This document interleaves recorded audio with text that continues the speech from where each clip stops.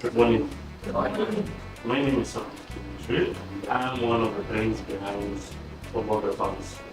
Fluctuations was established back in 2019. At Fluctuations, we value organic produce. That's where we derive the tagline, the home of organic veggies. Through this program, something struck me. In the previous years that I've been in business, I just used to grow my produce, take it to the market, make the money, go back home smiling. But the program sparked a change. Within the program, I decided to ask myself, how best do I know my customer? Do I know what my customer is looking for? And that brought me to a whole new phase.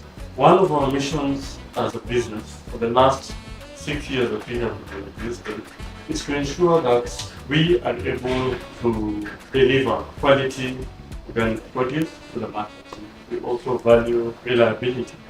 We're also looking at market efficiency and cost. As seasons go by, when it is hot, we hear that vegetables have disappeared and prices all of a sudden have shot up the roof. A very good example is recently. I heard that a whole head of cabbage is going for 150. Yet at farm, or what is considered farm gate price, it was lower than that. People were taking it for about 40 to 50 shillings.